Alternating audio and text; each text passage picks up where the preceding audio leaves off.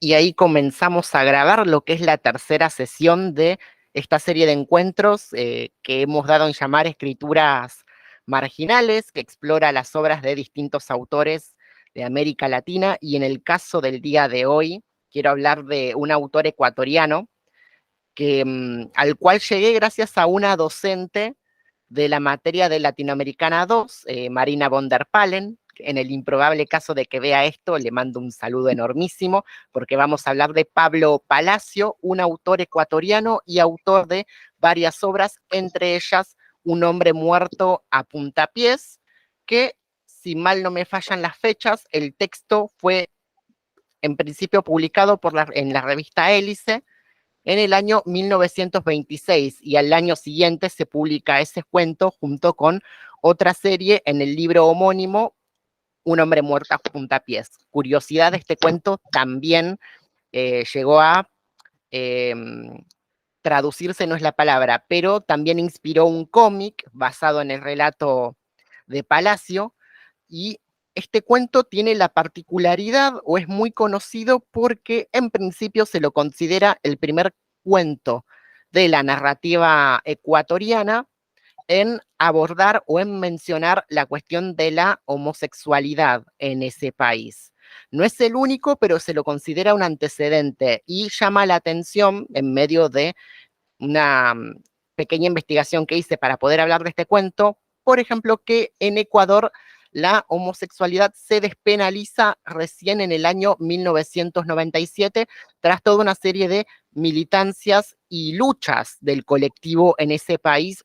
De hecho, esta despenalización se acelera a partir de un incidente, a partir de la redada del bar Abanico, si mal no recuerdo.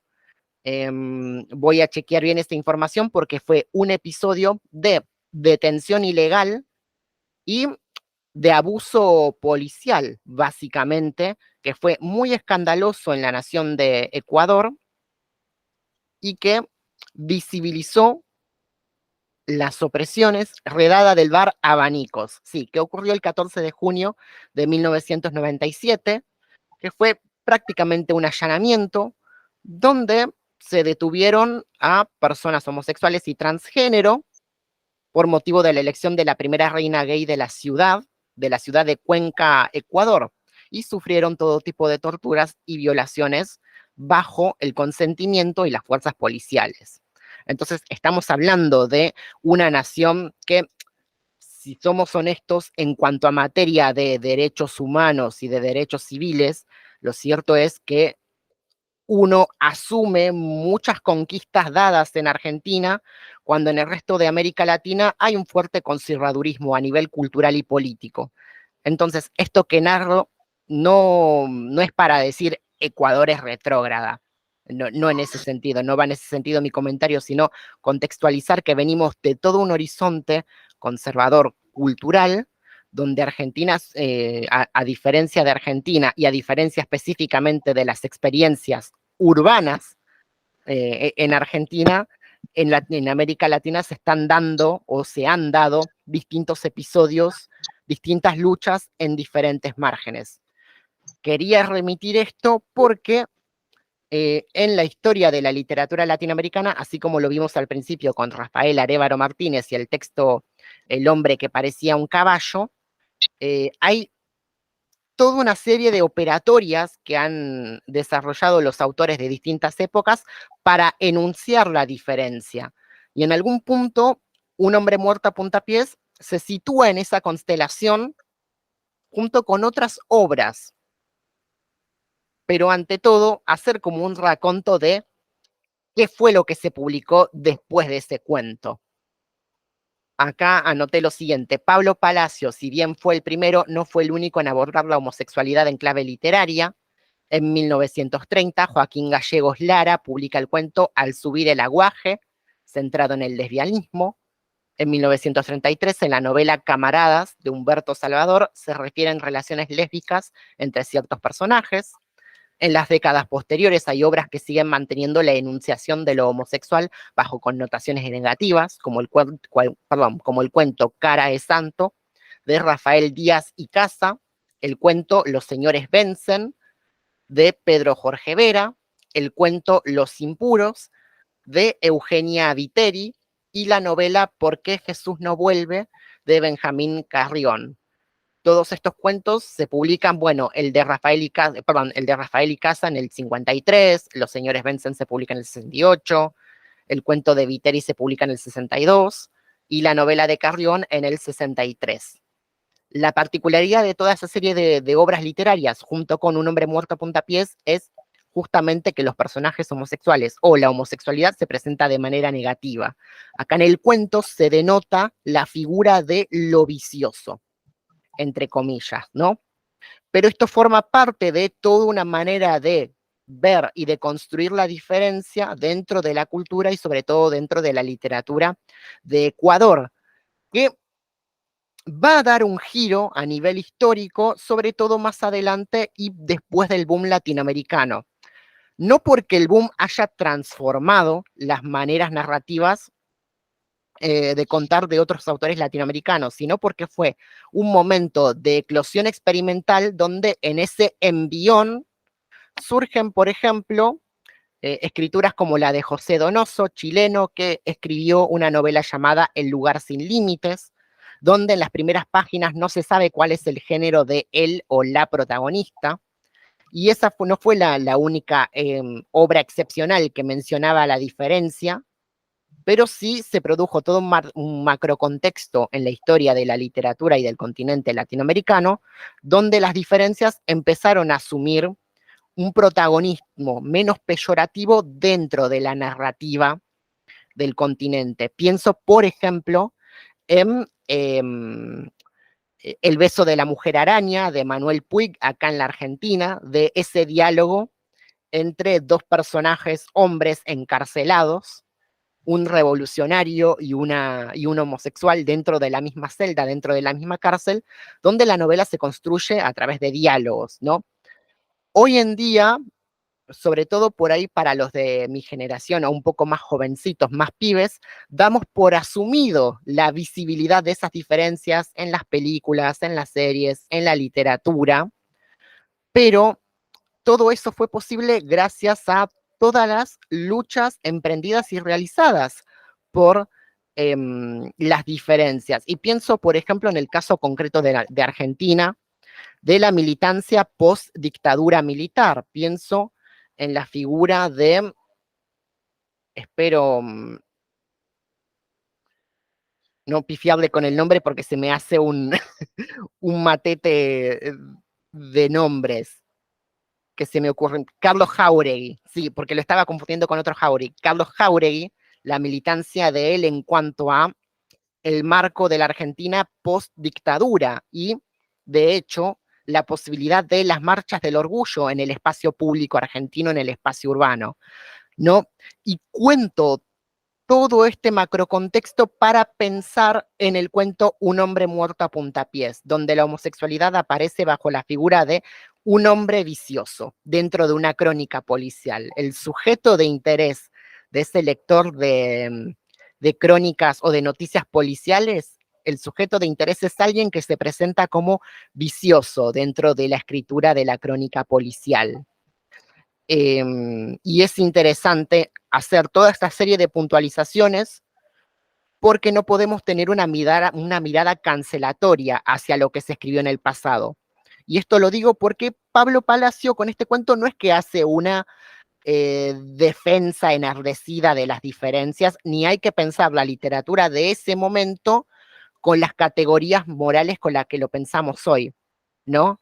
Uno hoy en día piensa en literatura LGBT y por ahí lo primero que se nos viene a la cabeza, sin querer, queriéndolo, ¿no? Son dos personas blancas, de clase media, ocupando el protagonismo de una novela anglosajona, pero esa experiencia de representación no se dio de la misma manera en la narrativa o en la poesía latinoamericana. Acá hubo muchísima lucha, no digo que en el norte no lo haya habido, pero teniendo en cuenta, por ejemplo, cuestiones como las dictaduras en Latinoamérica, más un fuerte arraigo conservador o incluso religioso, no hay que olvidar el peso del catolicismo, sobre todo en el cono sur, pero acá las luchas de las disidencias se dieron de una manera diferente con ciertas particularidades socioeconómicas y culturales, ¿no? El peso del catolicismo, la influencia de las dictaduras, entre otras cosas.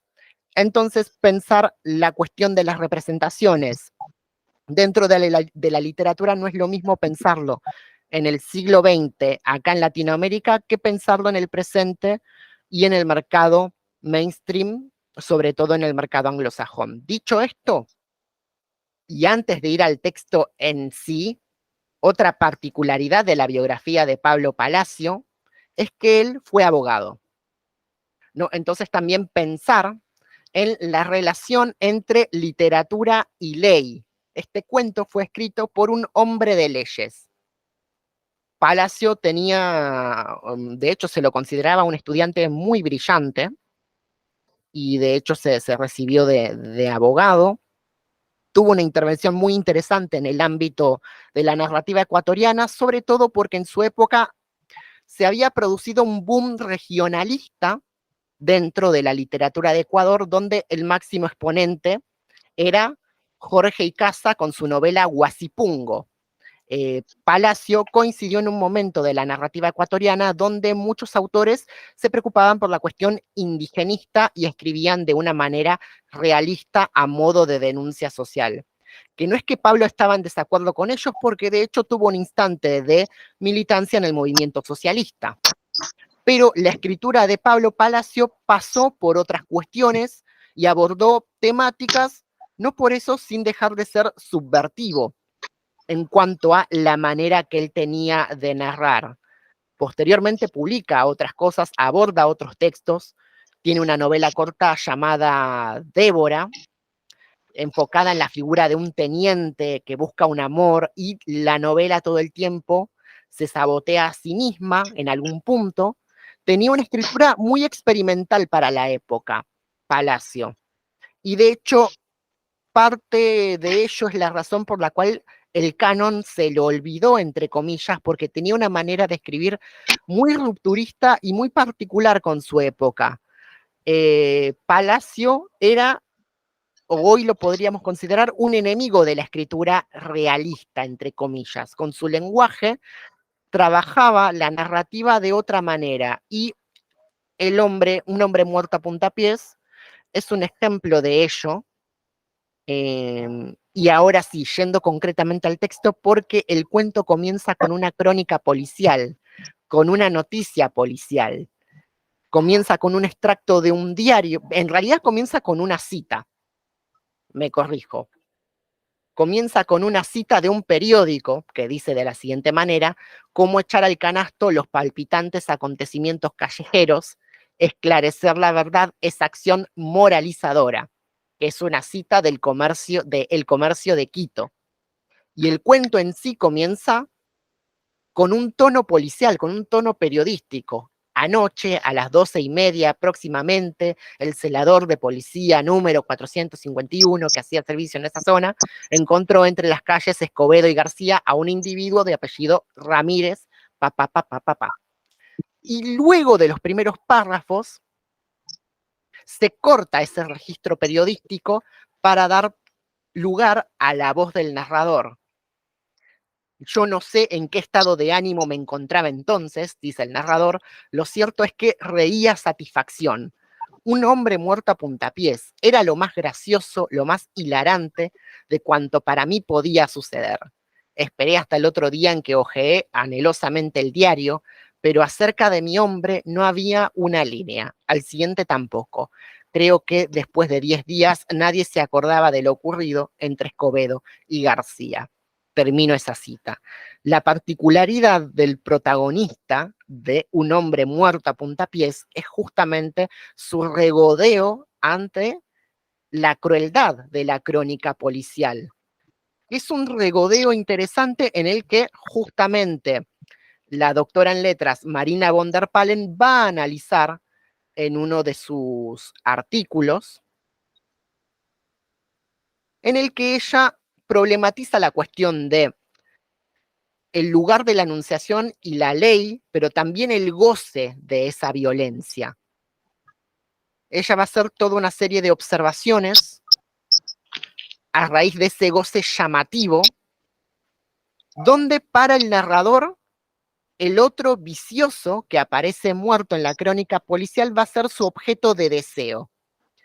Y lo vincula de algún modo con cierta forma de erotismo, pero también con la forma en la que la literatura rinde cuenta de lo escabroso y la forma en la que la ley opera dentro de los marcos de un Estado represivo.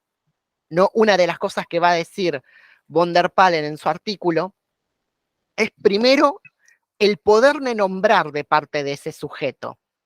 A lo largo del relato se nos presenta un sujeto que es el sujeto narrador, que se regodea ante esa violencia, pero se siente en la libertad de indagar al respecto, y una de las cuestiones o una de las cosas recurrentes a lo largo del cuento es que el tipo le va a poner nombre a ese personaje, a ese vicioso. O sea, el apellido está dado por la noticia, pero hay varios momentos donde lo llama como quiere. Lo suele llamar, por ejemplo, el difunto Ramírez. Recién, más tarde, le va a poner nombre completo, Octavio Ramírez. Y cuando le pone el nombre, dice lo siguiente el texto. El difunto Ramírez se llamaba Octavio Ramírez, entre paréntesis, un individuo con la nariz del difunto no puede llamarse de otra manera. Lo llama Octavio él porque lo asocia a la cultura romana, como si fuese un busto de un emperador, ¿no? Y de hecho, el nombre del agresor dentro de la crónica, para el sujeto narrador, él le pone el nombre de Epaminondas, ¿no?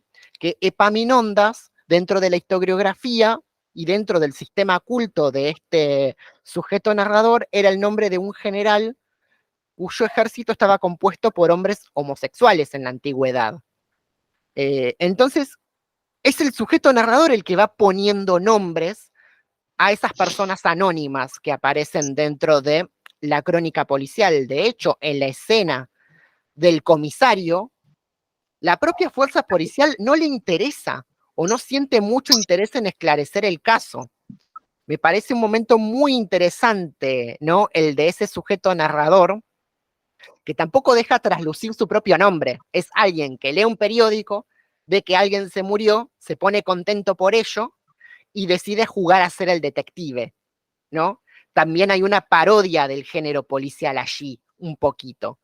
Entonces, este lector de periódico, este lector de Crónica Roja, va a la comisaría a preguntar por ese hombre y al comisario le llama la atención que haya alguien que le interese resolver el caso, que le interese saber quién era Ramírez, ¿no? La indiferencia de la fuerza policial ante los otros que registra dentro de su prontuario, ¿no? Que registra dentro del archivo. Entonces, es curioso cómo este sujeto narrador va indagando la identidad de la víctima desde el placer de la lectura, desde el turbio placer de la lectura. El lector de Crónica Roja. Y es ese lector, el lector del policial, el que va poniendo nombre y el que va definiendo a Ramírez. Al principio lo llama el difunto Ramírez, luego le pone el nombre.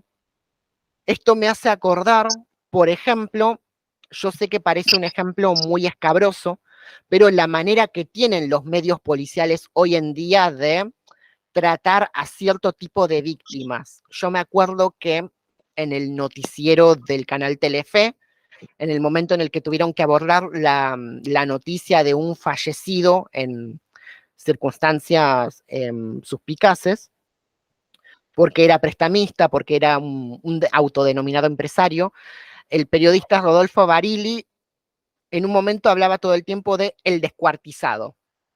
La familia del descuartizado hizo declaraciones, el descuartizado fue hallado y luego se repuso el nombre de la víctima. Esto estoy hablando de un caso del año pasado. Y esta misma operatoria discursiva tiene lugar acá en este cuento, ¿no? Y de la misma manera, no me resulta extraño extrapolarlo a cómo los medios cronísticos o los medios periodísticos abordan el cuerpo del ciudadano, Un ejemplo mucho más clásico que por ahí el imaginario argentino lo tiene mucho más vigente, incluso a nivel de humor negro, es Crónica TV en los 90, ¿no? Esa cosa turbia de decir, fallecieron 4 personas y un boliviano, ¿no? Bueno, esa mentalidad es la que tiene el sujeto lector de la Crónica Roja dentro de este cuento. Y Palacio, como escritor, juega todo el tiempo con ello. Hay un momento de este cuento también donde el sujeto narrador, una vez que tiene la foto de Ramírez, juega a crear un busto o a imaginar un busto con él, ¿no?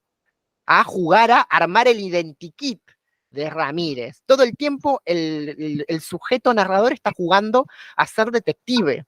Y a lo largo de todo el relato, uno, si lo piensa ver y si lo piensa bien y si relee el relato con estas coordenadas, llega a sentirse medio incómodo, ¿no? Porque el sujeto narrador se presenta como la ley, básicamente, como alguien, como gente de bien, si usamos esa categoría, y dice, no, no, yo estoy resolviendo la identidad de Ramírez, quiero ver hasta dónde llega la verdad y todo esto, pero es alguien que juega a ser un detective y en ese juego se toma ciertas libertades, ¿no? La libertad de denominar al otro como quiere, la libertad de catalogarlo desde su condición de difunto, el difunto Ramírez, para él no es alguien que tenga un nombre, sino que es un vicioso que murió a puntapiés. Todo el tiempo el cuento juega con los poderes del nombre. Eso es algo que también marca la letrada von der Palen. Acá anoté algo respecto a ello y tomo como ejemplo yo una entrevista que se le hizo al escritor Pablo Ramos, un escritor argentino, que él tuvo, por ejemplo, una cuestión con las adicciones que ya superó, habla todo el tiempo de eso en sus libros, y leo lo siguiente que escribí en el artículo que preparé para la clase de hoy. Digo, hay una entrevista al escritor Pablo Ramos en una edición de la revista Quid, donde cuenta una breve anécdota en relación a su libro Hasta que puedas quererte solo. Pablo Ramos dice esto: no me preocupan las etiquetas. El otro día me llamó un tipo de una radio y para presentarme dijo, vamos a hablar con Pablo Ramos, adicto, también guionista. Mi escritor dijo. Cuando termino de escuchar la presentación, el tipo repetía, hola, ¿se escucha? Y yo no decía nada. A los segundos le respondí, disculpa, lo que pasa es que me estaba inyectando. Lo primero que hago es inyectarme heroína porque antes que nada soy un adicto, ¿no? Bueno, y yo tomé esta breve anécdota de Pablo Ramos, que comparte en una entrevista, porque el homosexual, como el adicto, está privado de la palabra. No, en ningún momento del cuento hay una voz que diga, no, yo conocí a Ramírez. No, Ramírez está solo. Y Ramírez no habla por su cuenta. No hay nadie que hable o que interceda a favor del difunto Ramírez. El que define su historia es el otro, es la ley, es la gente de bien. Y me parece muy interesante poder pensar un hombre muerto a puntapiés en el contexto presente, ¿no? Donde no es inocente decir quién es el ciudadano correcto y quién no, quién es la gente de bien y quién no. La gente de bien es la gente que puede decir cómo es el otro. El otro es borracho, el otro es vicioso, el otro es homosexual, el otro es un sujeto por fuera de la ley. Como es un sujeto por fuera de la ley, es incapaz de definirse a sí mismo. Por eso lo defino yo. Porque, y volvemos a la cita del principio del cuento, que dice, esclarecer la verdad es acción moralizadora, ¿no? Y todo el tiempo el cuento juega con eso, con un sujeto que cree que al hacer todas estas operaciones llega a la verdad de la identidad de ese sujeto que murió a puntapiés, murió de una manera muy cruel, pero ni siquiera la crónica policial quiere decir por qué, cuál fue la causal de la trifulca que lo llevó a la muerte. De hecho, se sabe muy poco de este sujeto Octavio Ramírez. Pero bueno, en medio de todo este marco, el que tiene el poder de nombrar es el que cuenta la historia. Otra cosa que anoté al margen de esto es lo siguiente: el homosexual, como el adicto, está privado de la palabra, es por lo tanto la fiscalía, en términos jurídicos, la que hace uso de la palabra. Es el lector de los hechos el que con datos muy escasos inicia la reconstrucción de la escena con el lenguaje de la norma. Hay una doble expresión del deseo en el proceso: el deseo conjetural del apetito sexual de Ramírez, al que se le acusa prácticamente de ser un pedófilo, y el deseo de saber del narrador, el deseo de, entre comillas, penetrar en el misterio.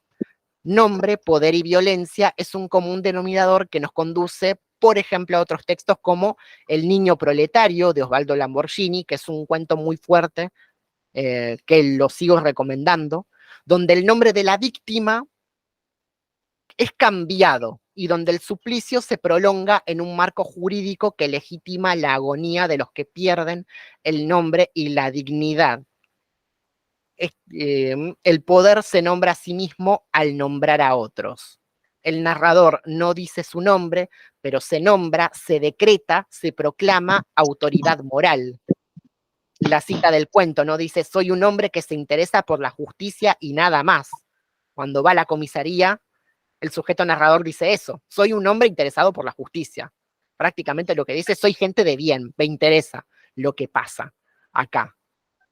Y es interesante cómo este cuento de los años 20 tiene una manera muy interesante de enunciar la crueldad del poder de nombrar, la crueldad de esa gente de bien, de ese ciudadano que cree ser el portador de la higiene moral y, sin embargo, a lo largo de este cuento comete toda una serie de maniobras discursivas muy fuertes, porque al final todo el cuento es el sujeto narrador que se regodea con la muerte del otro, además se arroba el derecho de decir cómo murió presuntamente Octavio Ramírez, seduciendo a un menor de edad y siendo apaleado por el padre de este.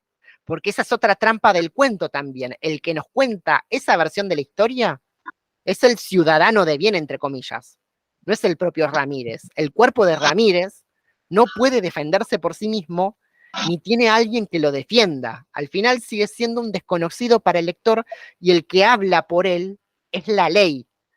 Y acá quiero recuperar otra cuestión de justamente la cuestión de la ley de la violencia que repone von der Palen. Ella repone y observa dos cosas. La cito directamente a ella en su artículo. Ella dice: hay toda una sofisticación para dar cuenta de su homosexualidad sin nombrarla, de acuerdo con cierta manera, entre comillas, elegante de escribir vigente en la época en que el relato es publicado y que prohibiría decir ciertas palabras que enemistarían la memoria del personaje con las señoras, parafraseando el cuento. Y ella además observa lo siguiente: en cuanto a la forma de nombrarlo, aparece al comienzo como un hombre y luego como un individuo de apellido Ramírez.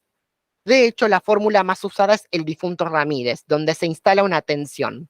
Por un lado, se recupera el apellido de la víctima, conocido desde la crónica roja que dispara el cuento. Por otro lado, el difunto y su cualidad de mortal le quita la individuación, en tanto todos somos iguales de la muerte. Y yo agrego ahí: se puede dudar de que la condición mortal nos haga efectivamente iguales en la muerte, pero lo que sí hace la muerte ante la ley es desindividualizarnos, reducir la posibilidad de identificación a las causales más básicas de defunción. Básicamente, el cuento se titula así por la forma que tiene de fallecer Ramírez. Es un hombre muerto a puntapiés, es un hombre muerto de manera cruel. Y eso es lo que llama la atención del narrador, lo que da origen a toda esta trama, ¿no? Al narrador le llama la atención que no fue un hombre asaltado y asesinado en situación de robo, no fue un hombre acusado de adulterio que se metió con la mujer del otro. Él llega a la conclusión de que vicioso es igual a la homosexualidad porque nadie le recrimina nada ni positiva ni negativamente a ese sujeto Ramírez. Es un misterio su muerte. Nadie mata a un hombre a puntapiés porque sí, tiene que haber algo más, dice el sujeto narrador. Y en ese tiene que haber algo más, ahí es donde se cruza la cuestión de la literatura y la ley, ¿no?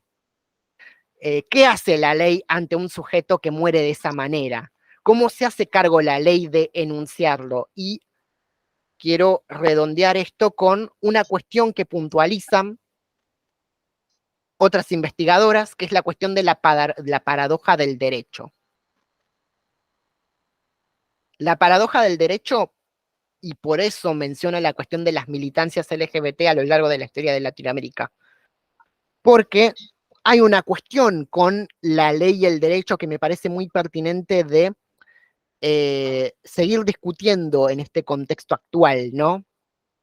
¿Qué tan específicas deben ser las leyes para las minorías? Es algo que se pregunta, por ejemplo, la politóloga estadounidense Wendy Brown, que ella tiene un texto llamado Las paradojas del derecho, en el que dice lo siguiente: la paradoja consiste entonces en que los derechos que dan cuenta de alguna especificación de nuestro sufrimiento, hablando de las mujeres, ¿no? La paradoja consiste entonces en que los derechos que dan cuenta de alguna especificación de nuestro sufrimiento, perjuicio o desigualdad no se encierran en la identidad que viene definida por nuestra subordinación, mientras que los derechos que esquivan esa especificidad no solo sostienen la invisibilidad de nuestra subordinación, sino que incluso la aumentan potencialmente.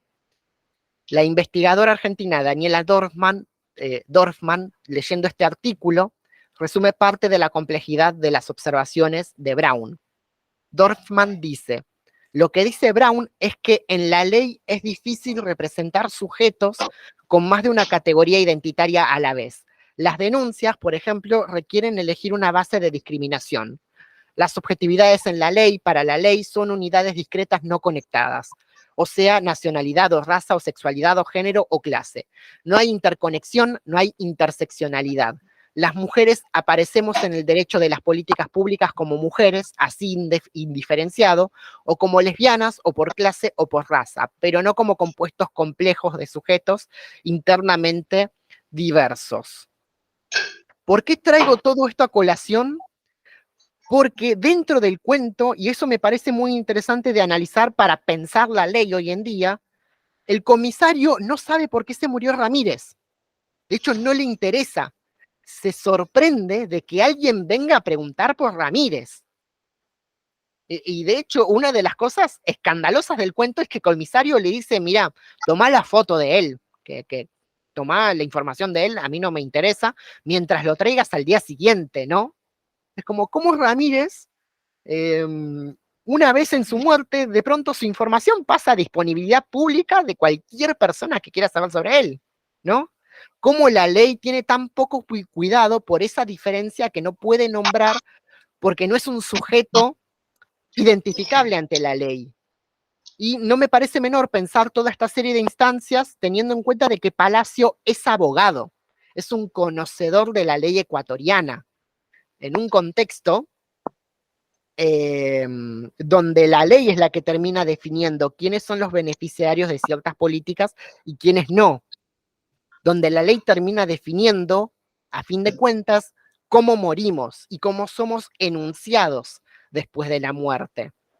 Cuando uno normalmente fallece, tiene su epitafio, tiene su identidad completa, en cierto modo, después de la muerte. Julián Contreras, estudiante, editor, escritor, papá. Ramírez no tiene eso en la crónica policial. Y no lo tiene porque no es un sujeto normal, entre comillas. Si hubiese sido un adúltero, si se hubiese metido con la mujer del otro, la crónica policial hubiese dicho: Octavio Ramírez, de 42 años, en circunstancias extrañas relacionadas con una mujer, pero al sujeto narrador le llama ese silencio, le llama la atención ese silencio periodístico, donde la única pista que tiene es el vicioso.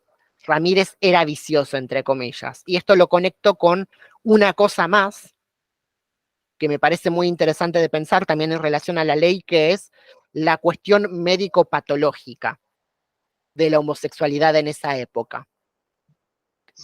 Todo esto se infiere a partir de la lectura del cuento. El cuento no es que te lo dice. Uno, al releer los detalles de la narrativa de Palacio, se da cuenta de que está jugando con un montón de cosas, incluso con la patologización de la homosexualidad. Hay un artículo, y con esto quiero ir cerrando, digamos, este análisis a grosso modo del texto de Palacio.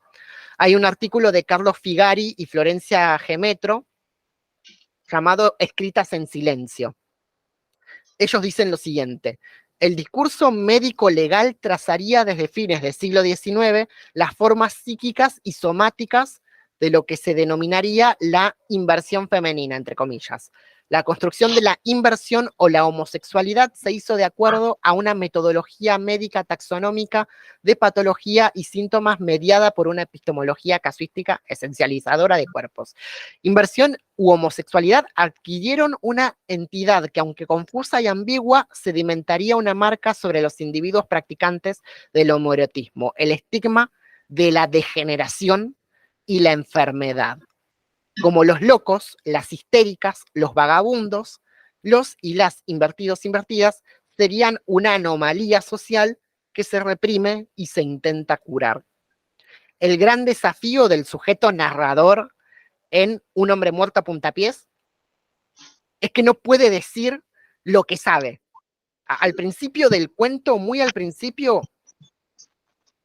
cuando el narrador llega a la conclusión de qué significa vicioso, dice lo siguiente. Cuando habla de las señoras, él dice: creo que fue una revelación de Astartea. El único punto que me importó desde entonces fue comprobar qué clase de vicio tenía el difunto Martínez. Intuitivamente había descubierto que era... puntos suspensivos. No lo digo para no enemistar su memoria con las señoras. Y lo que sabía intuitivamente era preciso lo verificara con razonamientos, y si era posible con pruebas. Esto es lo que dice al principio, casi al principio del cuento. Y luego, a partir de sus propias inferencias, el sujeto narrador va definiendo a Ramírez. Él dice en un momento, a ver si encuentro también este pasaje.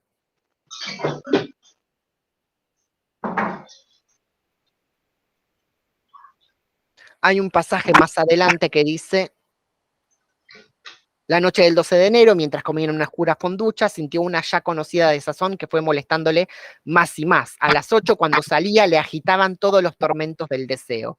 En una ciudad extraña para él, la dificultad de satisfacerlo por el desconocimiento que de ella tenía le azuzaba poderosamente. Anduvo casi desesperado durante 2 horas por las calles céntricas, fijando anhelosamente sus ojos brillantes sobre las espaldas de los hombres que encontraba. Los seguía de cerca, procurando aprovechar cualquier oportunidad, aunque receloso de sufrir un desaire. Como a partir de sus suposiciones, el sujeto narrador va definiendo a ese ser en términos patológicos. El tipo, básicamente lo que está diciendo es: Ramírez estuvo metido en ese lío porque se lo buscó él, ¿no? Como la voz narradora lo patologiza. Que si hubiese sido mujer, la conclusión hubiese sido: no, ella le pasó esto porque estaba en la calle a una hora que no debía, ¿no? La lógica es la misma, la del sujeto de la ley. El sujeto de la ley inventa la causal de esa diferencia que muere. El sujeto de la ley es el que dice no solamente quién murió, sino cómo murió, aunque eso no haya sido responsabilidad de la víctima. Acá Pablo Palacio está definiendo cómo se comporta la ley, cuál es el poder de la ley. ¿Qué pasa con las personas o con las víctimas de un crimen cuando no están contempladas identitariamente por la ley? Y algo que dice justamente el artículo que cité de Figaro y Gemetro es justamente eso: los que estaban por fuera de la ley eran los enfermos, eran los viciosos, eran las histéricas, entre comillas, eran todos los sujetos que no fuesen parte o parte de interés de ese sujeto hegemónico, ¿no? Para estar dentro de la ley, el invertido tiene que ser normal. Para estar dentro de la ley, la mujer tiene que ser esposa o madre, ¿no? Si seguimos homologándolo dentro de los principios de la modernidad. Para estar dentro de la ley, el niño debe tener un padre y una madre. Para estar dentro de la ley, el inmigrante tiene que nacionalizarse. Para estar dentro de la ley, tiene que ser un sujeto hegemónico, ¿no? Para estar dentro de la ley, por ejemplo, el inmigrante no tiene que ser anarquista, si lo pensamos en la Argentina de los principios del siglo XX, ¿no? Y lo que pasa fuera de la ley es lo que le pasa a Ramírez en este cuento, que es un hombre muerto a puntapiés. Es alguien cuya única información se desprende del cuerpo, de la manera que tuvo el cuerpo de sufrir la violencia social. Porque la violencia de Ramírez fue una violencia social. No murió disparado, no murió apuñalado, murió a puntapiés. Murió de la manera más cruel posible en la calle, en soledad. ¿Por qué? Porque era un vicioso a los ojos de este sujeto narrador. Entonces, todo este cuento termina hablando no de la diferencia, no del homosexual, termina hablando de cómo la ley, cómo la literatura contempla al otro, cómo lo enuncia, cómo lo incorpora a su panorama jurídico. Entonces, esto me pareció muy interesante de traerlo a colación, y con esto voy terminando esta parte de mi exposición, porque muchas veces hoy en día, sobre todo los lectores más jóvenes o más jovencitos, por ahí queriendo ser políticamente correctos, pretendemos invisibilizar las violencias de textos anteriores a nuestro siglo, como por ejemplo Un hombre muerto a puntapiés, que hace gala de toda una escritura elegante para rendir cuenta de algo espantoso, y en medio de todo eso utiliza esa manera peyorativa de definir lo diferente, ¿no? Lo vicioso. De hecho, para el sujeto narrador, el tipo Ramírez era prácticamente un pedófilo, ¿no? Pero eso es algo que dice el sujeto narrador, y al sujeto narrador no le hay que creer tanto, porque se trata de alguien que cuando abre una noticia policial se pone contento de ver el crimen en primera plana, ¿no? El cuento nos invita a sospechar de lo que nos están contando. El cuento nos invita a sospechar de muchas cosas. Y esa es una actitud muy interesante que la crítica supo rescatar, esa cuestión de echar la sospecha sobre lo que nos cuentan.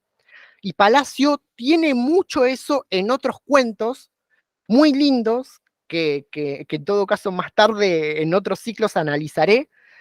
Pero, por ejemplo, hay un cuento de Palacio llamado El antropófago, que comienza con una persona enrejada que, según se dice, come carne humana, papá, papá, papá.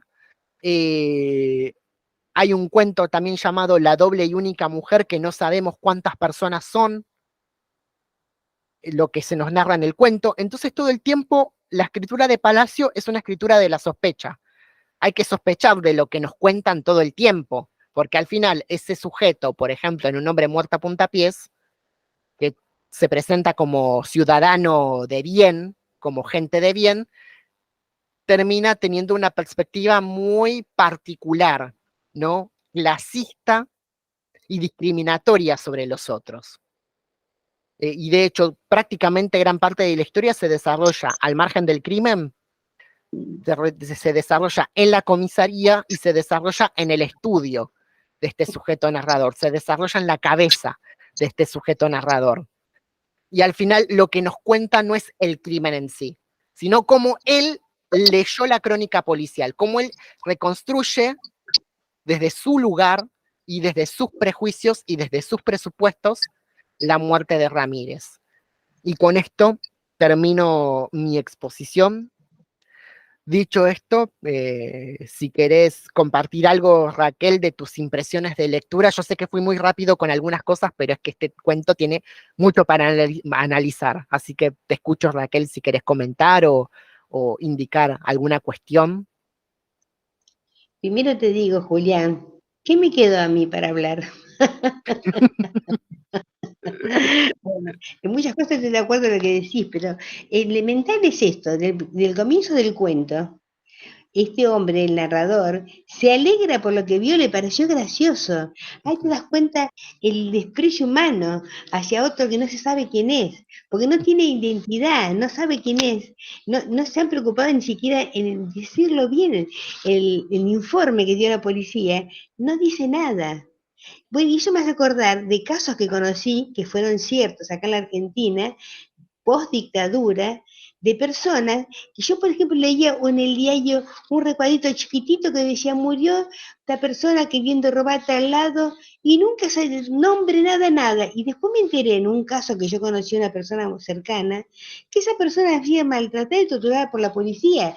Es tan así que esa persona, que era una persona increíblemente inteligente y buena, era de otro país. Vino el embajador de ese país, no pudo ni siquiera ver el cuerpo. Con todas esas noticias así, es que no le importa nada a nadie, porque hay una discriminación brutal.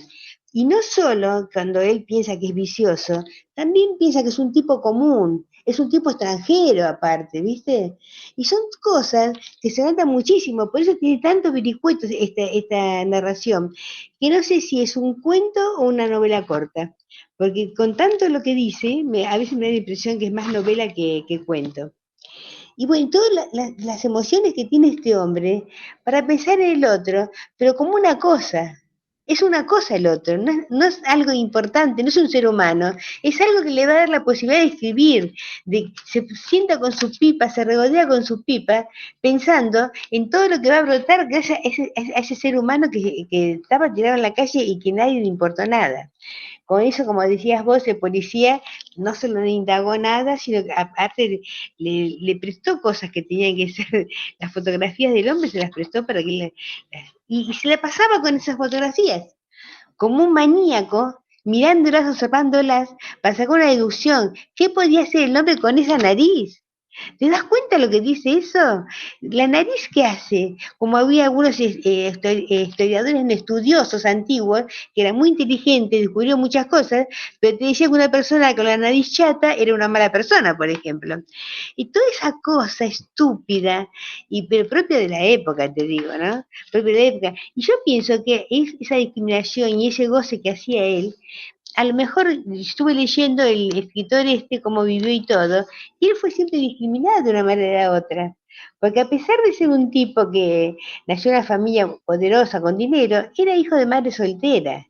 Era hijo de madre soltera y sabe lo que es la discriminación. Y se regodeaba con eso. Es como que estás devolviendo en la sociedad una cosa que te dio.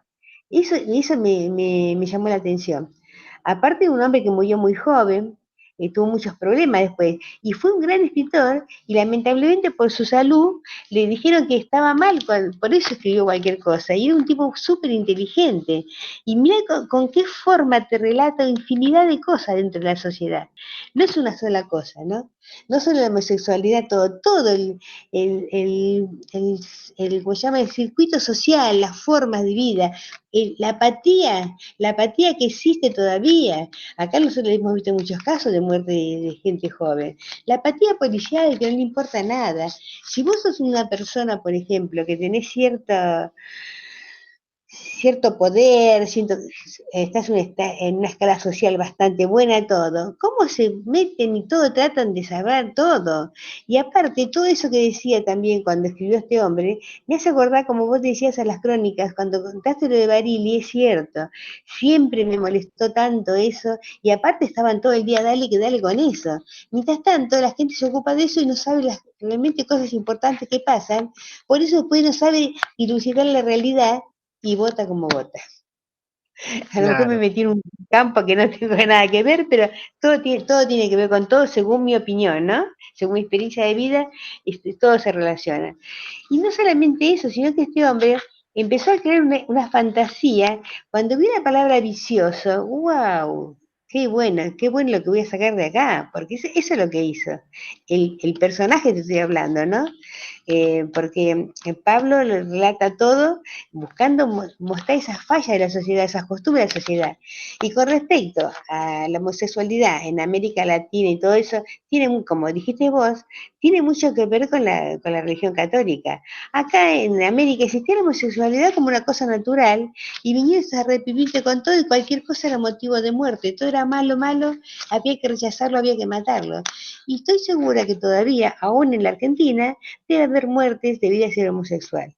no te digo en lugares centrales, sino en lugares más alejados, como hay esa cosa como que ese es el demonio. El demonio no es ese, el demonio es un violador, por ejemplo, no una persona que hace lo que quiere de acuerdo con otra persona. Bueno, y entonces, lleva un montón de connotaciones esto, por eso te decía que era más complicado que los otros cuentos para analizarlo. Yo no tengo la sapiencia como para hablarlo mucho, pero te digo de que es conmovedor. Es conmovedor poner la vida de este hombre, que encima fue un tipo muy importante, fue hasta ministro de Cultura de su país. Fue Sí, una persona increíble y sin embargo, las mismas cosas, esas que relatan este cuento, más su vida propia, lo llevaron al caos, porque son sí, sí, sí. sufrimientos. Él, a pesar de tener una clase privilegiada, tuvo un montón de sufrimientos. Imagínate lo que tenía la gente como Ramírez, que era un tipo que tenía una nariz fea y un tipo común, que no tenía ninguna cosa que lo destacara, y encima extranjero y homosexual.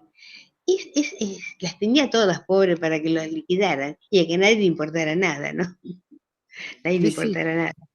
No, y Así primero, que, es muy interesante todo lo que puntualizas, sobre todo de acuerdo en esa cuestión de el anclaje que hacemos con el presente, pero no es un anclaje en el sentido de homologamos la ficción con la realidad y listo. La verdad es que hay muchas mediaciones. Palacio era un tipo muy lúcido a la hora de escribir, muy lúcido, que le prestaba sí, atención a las cosas y siempre juega con las cuestiones de la ley, con las cuestiones de lo que se puede decir o no en un cuento. Lamentablemente, como vos bien decís, Raquel, incluso por su biografía, en los últimos años tuvo un padecimiento mental muy notorio en el que la crítica hegemónica se agarró de eso para decir, bueno, los textos de Palacio son olvidables y quedó justamente como una figura marginal dentro del sistema literario ecuatoriano, lo cual es una lástima porque la prosa de Palacio es, además de ser muy consciente, es brillante, es hermosa en cuanto a lo poético, lo narrativo, lo fluido. Este cuento, por ejemplo, tiene la particularidad de que uno lo lee así tranquilo, pero al releerlo saltan unos cuantos detalles que uno dice, ah, no es una historia así nomás escrita y listo. Hay frases muy concretas que cuando uno las repasa, las vuelve a repasar y todo sigue descubriendo cosas. Y Pablo Palacio, la verdad es que fue un personaje interesante que, a ver, marginal en el sentido de su estilo de escritura, pero que supo ocupar espacios culturales muy interesantes, donde tuvo una intervención muy activa. No es que era, digamos, un rockstar y decía rompamos con el sistema y todo, a diferencia por ahí de otros artistas en su momento. No, Palacio tuvo una intervención muy fuerte en el ámbito cultural ecuatoriano, siendo leído por otros colegas. De hecho, este cuento junto con otros fue publicado en una revista que fue la revista Hélice de tenores vanguardistas. Entonces era un tipo con mucha formación y con mucho criterio estético propio, Palacio. No es que era alguien que se hacía el rockstar y dijo, vamos a escribir diferente. No, fue un tipo con una escritura muy bien pensada y muy vanguardista para la época, y entiéndase vanguardista no en el sentido de solamente lo experimental, sino en el sentido de eh, escoger ejes comprometidos para narrar sus historias. El antropófago, que es otro de los cuentos de Palacio, empieza con un hombre en una celda y con una voz narradora que dice, ese tipo es un caníbal. Y la historia se va desandando para contarte la historia de ese caníbal, que termina pasándole lo mismo que a Difunto Ramírez en cierto sentido, ¿no? Es como, era un tipo normal, no se sabe mucho de él, vamos a reconstruir su historia, ¿no? Entonces Palacio coquetea todo el tiempo con eso. Otra cuestión interesante que bien señalaste, Raquel, que es esa cuestión de el prejuicio a través de los rasgos. No hay que olvidar que a fines del siglo XIX, principios del XX, todavía estaba muy vigente la cuestión del positivismo, de la corriente filosófica del positivismo, y sobre todo de algo que en su momento se lo consideró una ciencia y que ya no lo es, que es la frenología, que es esa ciencia que determinaba la naturaleza moral de los sujetos a partir de los rasgos faciales. Entonces, por ejemplo, si yo justo tenía una nariz ancha, es como, no, este sujeto, debido al tamaño prominente de su nariz, tiene tendencias homicidas. Y por portación de cara, literalmente me podían detener. De hecho, el trabajo de este italiano Lombroso, de que él se lo considera el padre del positivismo en Italia, pero también el que tiró las bases de lo que sería la frenología, ¿no? El criterio frenológico se implementó en la Argentina de Ramón Falcón a la hora de perseguir anarquistas, por ejemplo, ¿no? Hubo toda una obsesión del sistema penitenciario por determinar cómo era la cara de los anarquistas, cómo lucen los anarquistas, cómo detectar un anarquista, ¿no? Era una cosa como muy irrisoria para pensarlo hoy en día, pero que en su momento tuvo una fuerte calada de parte de las fuerzas represoras de esa Argentina post Julio Roca, ¿no? Esa cuestión de cómo detectar al diferente, manual de cómo detectar a un anarquista, ¿no? Ellos lucen así, con esta nariz, con esta vestimenta, con esta mirada, con este tamaño. Hay que tener cuidado con estos sujetos que son biológicamente así, porque es muy probable que tengan estas tendencias antisistemáticas. Entonces, no es irrisorio que parte de esa filosofía positivista y frenológica esté dentro de la mente de este sujeto narrador, porque era algo muy típico de la época, ¿no? La manera de representar la otredad, incluso de caricaturizarla en el periódico, ¿no? De crear estereotipos a partir de esa filosofía frenológica, de esa obsesión por el identikit, si uno la quiere denominar así. Y también lo que rescato de tus palabras, Raquel, son dos cuestiones. Primero, la cuestión de cómo sigue operando el discurso policial, incluso en la contemporaneidad. Me hace acordar mucho, por ejemplo, la naturaleza especulativa de los medios. Por citar un caso, el caso Pomar, ¿no? El caso de esa familia que tuvo un accidente en la ruta y la cantidad de cosas que dijeron los medios en esa época. Vos, Raquel, te acordarás. Que me acuerdo, espantoso. No, que se especulaba incluso con que el señor era, que el padre de familia formaba parte de una red de narcotráfico, que se especuló muchas cosas y al final la causal de muerte, de una muerte muy trágica, por cierto, fue algo completamente banal, fue un accidente, la familia era una familia bien normal, y sin embargo los medios, al poco tiempo de notificarse la desaparición, hacían todo tipo de especulaciones. Bueno, algo de esa lógica, de esa necesidad narrativa de los medios de generar ficción, se trasluce en la prensa quiteña en el cuento de Palacio. De hecho, lo que le preocupa al narrador, por ejemplo, es, se menciona a Ramírez en esa crónica policial y no se lo vuelve a mencionar. Entonces Palacio, que se quedó sin el reality, entre comillas, y sé que es nefasto decirlo, ¿no? Pero él, por quedarse sin ese reality policial, decide investigar por su cuenta. Porque la crónica policial menciona una sola vez a Ramírez y no lo vuelve a mencionar. Y eso es algo muy interesante del lector de policial, ¿no? El lector del policial espera un continuará de la crónica policial. Y eso es muy típico de nuestra manera de asimilar noticias policiales en Occidente. Y se me ocurren un montón de cosas, sobre todo en relación a los femicidios, ¿no? La desaparición de Candela en su momento también es un caso que puedo citar, ¿no? Que se especulaba con la figura de la madre, que la sociedad juzgaba cómo se comunicaba la madre con la hija a través de la televisión, ¿no?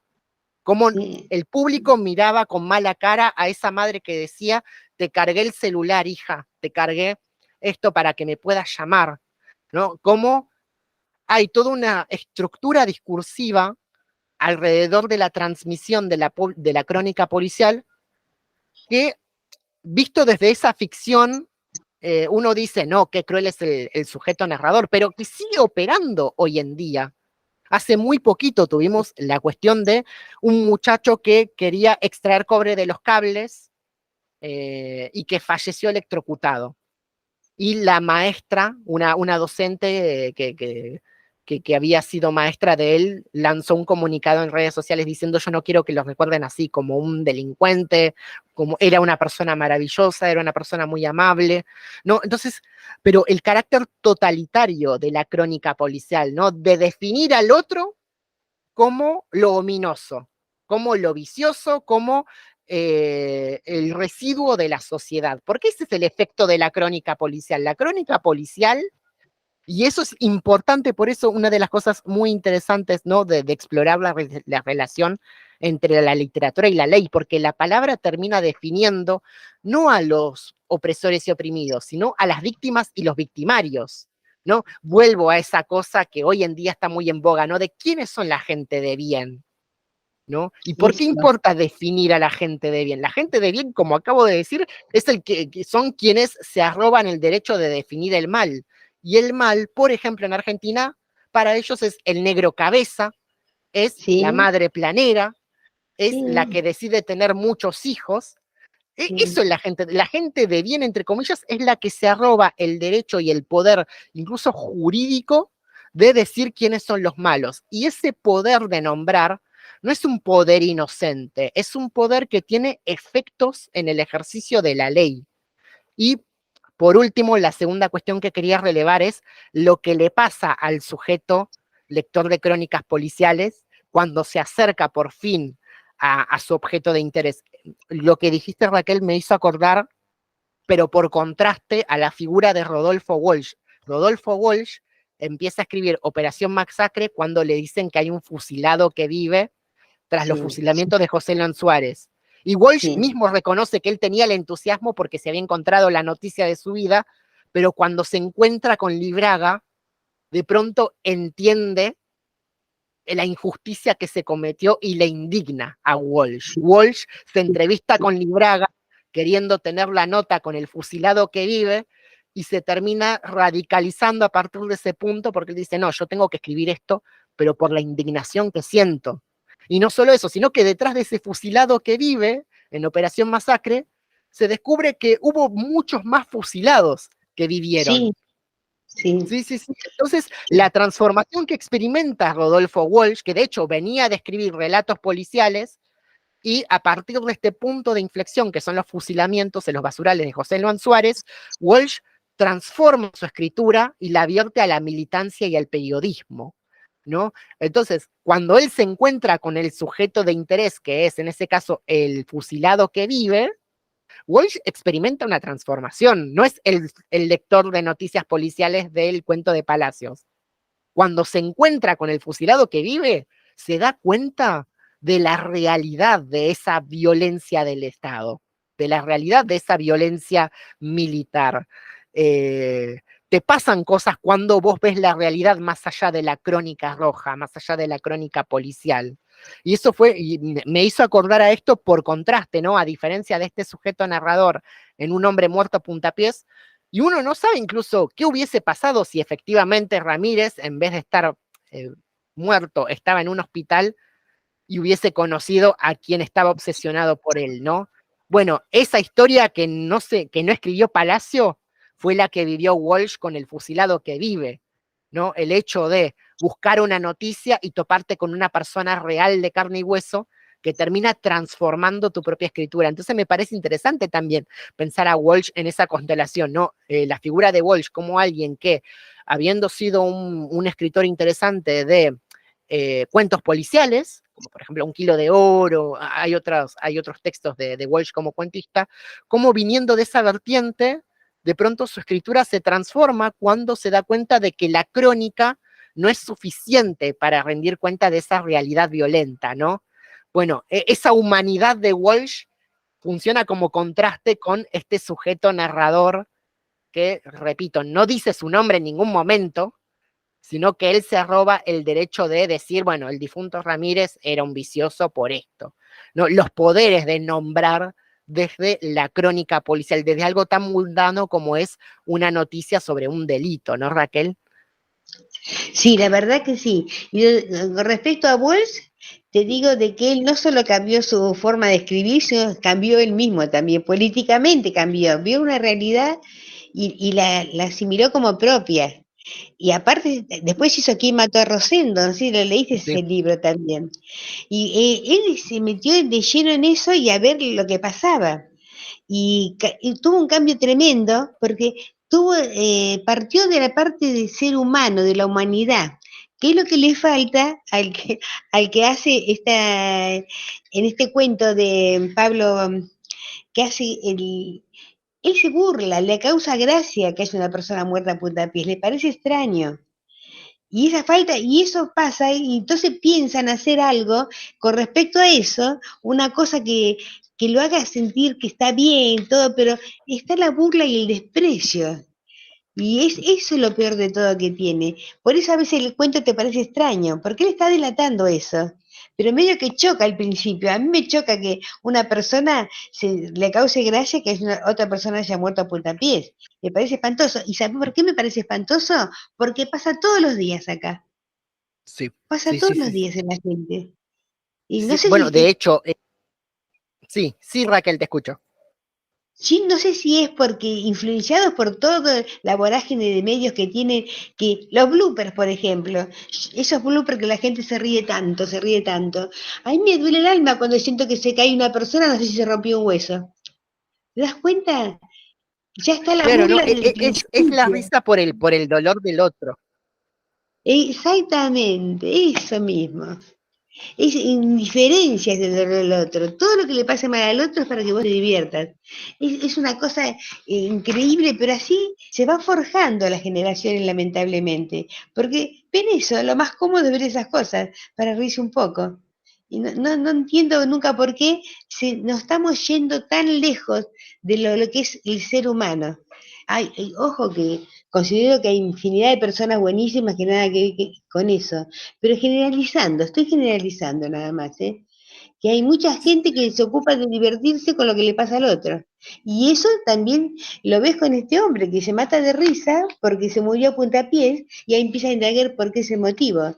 Y le da la razón porque era un vicioso. Claro, y me parece muy interesante que en el caso de la literatura ecuatoriana, este cuento en algún modo se anticipa a otras operaciones de la literatura argentina. Pienso en el cuento Cabecita Negra de Rotzenmacher, perdón si pronuncio mal el apellido, pero sobre todo al niño proletario de Osvaldo Lamborghini, que el niño proletario, esto lo voy a spoilear porque es un cuento muy cruel, el niño proletario, porque es básicamente tres niños blanquitos bien matando a un niño, matándolo de Ay, una manera sí, cruel. Y el sí. cuento, a ver, es muy violento, eh, y yo digo, si la gente lo quiere buscar a partir de esta charla, búsquenlo, pero les aviso que es muy gráfico, que es muy violento y que justamente los niños que agreden, que matan y que violan al niño proletario, porque eso es lo que hace, todo el cuento es eso, pero lo hacen y narran esa muerte como algo hermoso, pero cuando la narran, no es que es algo hermoso en términos poéticos, no, ellos dicen, hicimos esto, le metimos un punzón acá, así, acá, y los narradores están orgullosos de poder matar a un niño proletario. Piensan que es necesario matar al niño proletario. Y este es un cuento de Lamborghini de 1973, es decir, se anticipa a la violencia. Primero, pone de relieve la violencia política del momento, pero se anticipa el recrudecimiento de esa violencia del Estado en la última dictadura militar, ¿no? Lo mismo pensar, por ejemplo, en el estereotipo de cabecita negra, a partir del cual Rosenmacher escribe el cuento homónimo de una persona que se encuentra con una mujer y de pronto aparece un policía, ahí hay una situación rara.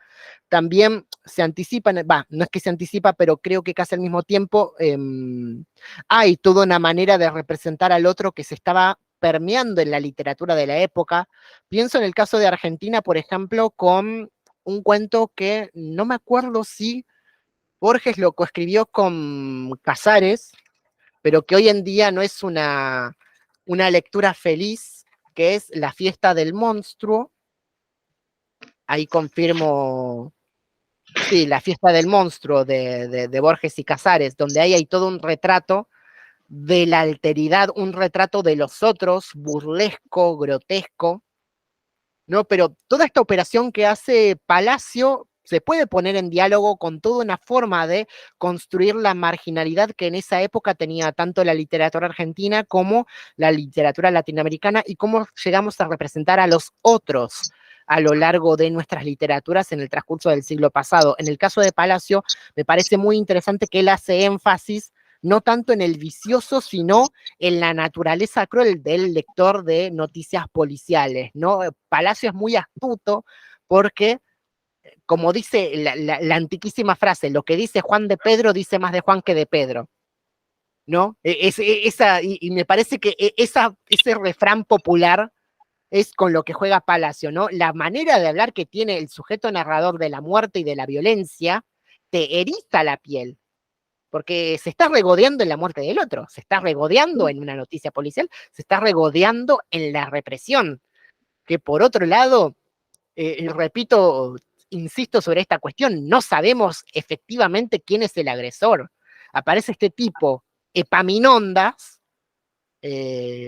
pero no deja de ser una hipótesis de lectura del sujeto narrador, no deja de ser parte de la fantasía de este lector de novela policial. Es prácticamente como esa frase triste de nuestra historia argentina, ¿no? El algo habrán hecho, ¿no? Volvemos a la lógica del algo habrán hecho. Algo habrá hecho Ramírez que murió a puntapiés, ¿no? Exacto, Ese algo exacto, habrán hecho es exacto. con lo que juega, ese algo habrán hecho es con lo que juega Pablo Palacio, y me parece muy lúcido de su parte en un texto que, insisto, es de la década de los años 20, ¿no? Cómo Sí, se anticipa Palacio a esa lógica del algo habrán hecho en las operaciones discursivas, literarias y extraliterarias del siglo XX, ¿no? Cómo se representa la otredad, no tanto por las características del otro, sino porque esa manera de narrar nos habla mucho más de la ley de lo que uno puede suponer. Y bueno, a mí me pasó exactamente lo mismo que vos, Raquel, cuando leí este cuento la primera vez, de decir, che, esto tiene un montón de cosas para analizar, tiene un montón de sí, cosas. Y de hecho, la profesora que me lo recomendó justamente es von der Palen, que escribió todo un artículo relacionado con el deseo y la ley en Pablo Palacio. Es una experta en Pablo Palacio, me lo recomendó, me vio como estudiante interesado y nada, y quedé agradecido por esa recomendación porque es descubrir una manera muy interesante de escribir de parte de él. Y me parece muy, muy interesante haber podido traerlo a esta serie. Yo siento que es un autor que debería estar mucho más reivindicado, porque tiene una escritura muy singular, muy particular. Repito lo dicho con Laura Méndez de Cuenca, ¿no? Son escrituras que uno las lee sin dificultad, pero que cuando las relee encuentra cosas interesantes. De hecho, yo personalmente prefiero a Laura Méndez y a Pablo Palacio por encima de Arévalo Martínez. No es una cuestión de maldad, pero se nota que tanto Laura Méndez de Cuenca como Pablo Palacio respondieron desde su literatura a toda una complejidad de época, Laura desde su lugar de pedagoga y Pablo Palacio también desde su lugar de escritor, ¿no? Entonces es interesante ver cómo esas escrituras dialogan con las leyes y los fenómenos de su tiempo, más allá de la palmada en el de la palmada en el hombro que le haya dado la crítica literaria mientras estuvieron vivos, cómo me resulta interesante pensar esos cuentos al día de hoy y cómo para mi felicidad hay, como yo, estudiantes o investigadores que se interesan por las escrituras de Palacio o de Méndez de Cuenca. Y me parece muy, muy legítimo esto poder compartirlo con el público, poder compartirlo con vos, Raquel, porque son escrituras que uno dice, sí, está bueno leerlo y darlo en un aula, por ejemplo, o conversarlo con otros colegas, ¿no? Porque son cuentos que hoy en día por ahí no tienen tanta circulación porque no hay ediciones o reediciones, por ejemplo, acá en Argentina, y me parece muy interesante poder traer a colación estas escrituras marginales. No sé, Raquel, si querés comentar algo más en relación a Pablo Palacio, se ve que investigaste también por tu cuenta y te resultó fascinante tanto su biografía como su criterio de escritura. Y sí, lo que te puedo decir con respecto al cuento cuando habla de la ley, es impresionante eso, cómo te muestra qué es la ley, qué es la ley. La ley está hecha para pocos, está para muchos. ¿Por qué hay tanta gente? ¿Viste? Esa cosa que se sigue viviendo todavía, entonces te conmueve. La seguimos viviendo siempre. Escucha, ¿cuántos casos sabemos de gente que tiene problemas y por no tener dinero nunca pudo resolverlos? Y estuvo fantástico lo que dijiste con respecto a cómo fabrican, porque los periodistas a veces se olvidan que son periodistas, se creen noveleros, se vuelven. Entonces buscan hacer lo que más llama la atención de la gente, distorsionan y ensucian a quien sea, y ahí está la falta de humanidad también de la que yo te hablaba antes. Todo tiene que ver con lo que vas a ganar. Vas a ser más famoso, te van a pagar mejor, el canal está de acuerdo con vos o el periódico, lo que sea. Y entonces todo eso de la ley es una cosa tan que se usa la palabra ley, pero no se aplica la ley como corresponde, que tendría que ser para todos igual. Es otra de las cosas que se ve también dentro del cuento. Bueno, y después me encantó saber todo de Pablo Palacio, un desconocido para mí, hasta ahora era un desconocido para mí, y todo ver tanta gente que tuvo esa visión y esa intuición y ese sentimiento para expresar en palabras algo que pasaba en la sociedad y de esta manera. Sí, sí. A ver, agradezco muchísimo esos comentarios, Raquel, porque hacen que mi trabajo de difusión tenga valor. Y dicho esto, también, ¿no? Esa cosa de me hubiese gustado que una figura como Palacio tenga más vigencia o hubiese escrito más, porque tiene una narrativa muy interesante que lamentablemente se fue interrumpiendo o mermando a medida que él iba padeciendo las dificultades que cifraron su fama en sus últimos años, ¿no? Él terminó con afecciones médicas en cuanto a afecciones mentales y eso fue de lo que se agarraron sus detractores para mermar su figura, siendo que Palacio como escritor fue alguien muy lúcido, con una pluma muy distinguida en cuanto al estilístico y en la manera de abordar cuestiones complejas a través de historias como la de un hombre muerto a puntapiés, que de hecho, como dije al principio de esta clase, de esta charla, hay un cómic, hubo una recuperación posterior de Palacio, tanto desde Ecuador como de otras partes de Latinoamérica. Ojalá que siga habiendo, no digo reediciones, pero sí un interés mucho más acentuado en nuestra manera de leer y seguir leyendo literatura latinoamericana. Y bueno, parte de la esencia de este ciclo es justamente eso. Lo mismo está pasando con Méndez de Cuenca, lo mismo está pasando, por ejemplo, con Elena Aldunate, que es la autora que vamos a ver en la próxima y última charla. Ella hizo toda una serie de cuentos de ciencia ficción y algunos no tan de ciencia ficción, pero donde la figura de la mujer se tiñe de otros colores dentro de esa escritura, ¿no? Pero nada, me parece muy legítimo que hoy en día tengamos esta postura de alejarnos un poquito del canon, no para ningunearlo, no para desmerecer, no sé, los aportes de autores como, no sé, voy a decir Borges, por poner un ejemplo, pero a medida que uno llega a esos márgenes, encuentra que se hicieron otras cosas, que tuvo lugar otras escrituras y que esas otras escrituras también tienen valor, como la de Pablo Palacio, que, repito, tuvo una biografía interesante, tuvo una producción textual muy notoria y muy radical para su época, y me parece legítimo que como estudiantes o como curiosos de la cultura podamos traerlos a este panorama y seguir pensando el presente, seguir pensando la cuestión de la ley, la diferencia, la narración, desde el análisis de estos textos, que no son difíciles de compartir, no es que son una cosa enciclopédica y enrevesada, no, no, no, esto lo puedo compartir con otros colegas, con otros lectores, y hablar sobre estas cosas como lo estoy hablando con vos, Raquel. Así que, dicho esto, ya llegando al final de esta charla, nada, ¿algo más que quieras comentar, Raquel? ¿Alguna pregunta, alguna cuestión más antes de terminar? No, creo que no, lo único que te puedo decir es que estos autores que hemos visto estos días, todos reflejan una realidad, que no es una pluma sino más, ni vacía, ni tampoco habla de algo, de alguien individualmente, resaltando algo de una persona, habla de la realidad social. Ya sea que se trate un solo personaje, pero te enfoca toda la realidad en tan pocas palabras y con una pluma tan certera que la verdad que emociona leerlos. Sí, sí, y aparte, y hago este último comentario, son escrituras que no estuvieron alineadas a vertientes del realismo social tradicional o alineadas al naturalismo, como por ejemplo la de Émile Zola en su momento, porque sí hubo toda una tradición realista y denuncialista en esos momentos de la historia de Latinoamérica, pero llama la atención estos autores que, si bien tienen un fuerte componente cultural y social, sus escrituras sobresalen y están por fuera de los marcos tradicionales. Palacio no se adscribe, por ejemplo, al realismo de otros colegas de su época. Laura Méndez de Cuenca, por ejemplo, venía del palo de la poesía romántica y sale sorpresivamente con la venta del Chivo Prieto.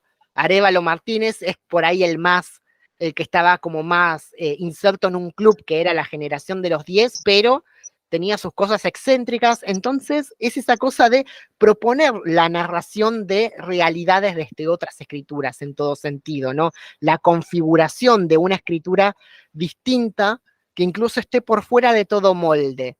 Y me parece muy interesante también pensar lo marginal en ese sentido, ¿no? De la posibilidad de otras escrituras, porque, y eso es con lo que quiero cerrar, la idea de una tradición literaria a menudo termina siendo una trampa que termina reforzando un canon más que cuestionarlo, que fue lo que le pasó, por ejemplo, perdón que le tire un palazo a Borges, pero fue lo que pasó con Borges, ¿no? De una escritura tan canonizada que al estudiante o al investigador de letras dice, bueno, ya hay como 900 libros hablando sobre Borges, quiero escribir mi tesis de otra cosa, porque ya no se puede decir nada nuevo de él.